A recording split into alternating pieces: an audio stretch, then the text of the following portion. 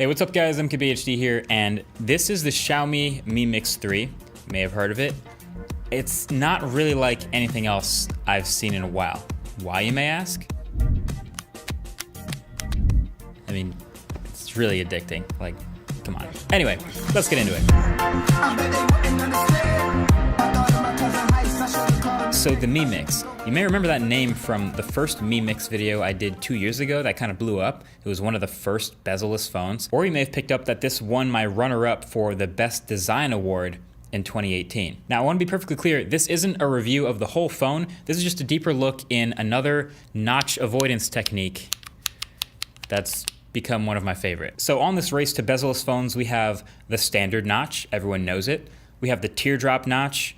We have the infamous bathtub. We have the selfie pop-up. We have the motorized chassis. And now we have this, the manual slider. And I gotta be honest, this is one of my favorite ways to do it. So the slide motion is spring-loaded as you'd expect, so it kind of snaps into place. And that's what makes it click, and that's what makes it this super addicting motion. And also every time you do it with the volume on, you get this sound effect and a lighting effect along the sides of the display where it automatically opens the front-facing camera. And then when you close it, as you can see, it closes the camera. And that makes perfect sense because that's really the only thing housed in this particular slider. The back-facing camera is already around the back, available anytime. And there's no face unlock on this phone, so no IR blaster. It has a fingerprint reader on the back already. So basically the only thing you need the slider for that you can't fit in this already tiny top bezel is the dual front-facing cameras. And yes, that is an LED flash for your low-light selfies. And actually, the only thing I can get the second front-facing camera to work with is selfie portrait mode. So it's not like a second wide-angle front-facing camera or anything crazy or useful like that, but basically just another sensor for better depth detection. So like I said, this race for the apparently ideal bezel-less smartphone of the future has spawned some of the most interesting stuff. Doing it this way has its own set of pros and cons. The upside of being a manual slider, of course, instead of a motorized one, means no motors, so a lesser chance at failure. It's just springs, and I'm pretty sure this motion back and forth is guaranteed for hundreds of thousands of repetitions. Whereas a tiny motor activated by software, I can't be quite so sure. And I'll also say the satisfaction of this clickiness, this addicting feel, it's not the only phone that slides like this, but this is definitely the most 2019 a slider can get. The downside though is it still is a moving part. Most smartphones have 0 moving parts, so the chance of failure is greater than 0, and obviously it will increase with any sort of debris or anything that might get into this mechanism. You gotta be careful about that. Although I guess with this one, it's not the end of the world, because if it fails, you're just losing your front-facing cameras, and some people might not really take that many selfies anyway, so if you're that person, maybe it doesn't matter as much to you.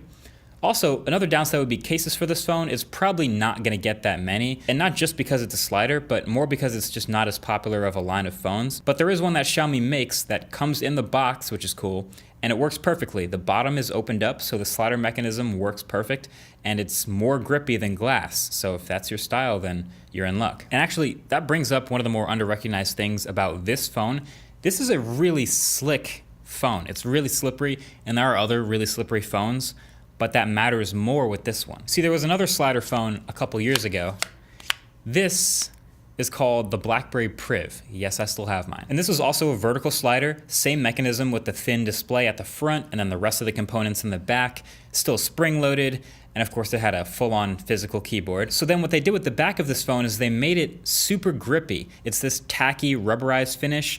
Like, this is literally the grippiest phone I own. And that made a lot of sense to do, because to slide the phone open and close, you need a lot of moving around the phone in your hands. So to have a grippy phone to be able to do that just felt more secure that way. But this Mi Mix 3 is basically all mirror glass, and it's not as dramatic of a slide as the full physical keyboard, but that's a little more dangerous in the hand if you have such a slippery back. And then of course it's double dangerous because glass breaks. So the slippery back is a legit downside, it's a con here, but maybe other phones that do this in the future will use different materials or different finishes.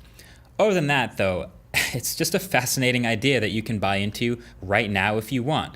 Again, it's a moving part, and I'm pretty sure a single grain of sand or just enough debris getting in here would eventually become a problem. It's hard to show on camera, but if you look at the right angle, you can actually see light passing through the inside of this phone, which is kind of scary. Oh, and also another thing I found interesting about Mi Mix 3, obviously you don't need 2 earpieces, but it kind of looks like this phone does have that. It looks like the bottom one in the thicker part of the phone is the real earpiece, and the top part is just this grill that's just a hollow pass-through. So when you slide it up, it passes right through, which is clever, and it makes sense. Xiaomi doesn't use the earpiece as a second speaker anyway, so it's not used that much. It's also 6.4-inch OLED display, 3200 milliamp hour battery, Snapdragon 845, 6 gigs of RAM, dual front-facing and dual rear-facing cameras. I mean, it's a solid phone. Again, it's not a review, but if you do want to buy into this idea now, it's not a horrible idea. You can do it. But what do you think of the whole slider thing? Should more phones be doing this, but with better materials maybe? I don't hate it. Let me know what you think. Also, let me know what you think of these shorter but more like regular topical videos. I think they're a lot of fun. Either way, thanks for watching. Talk to you guys in the next one. Peace.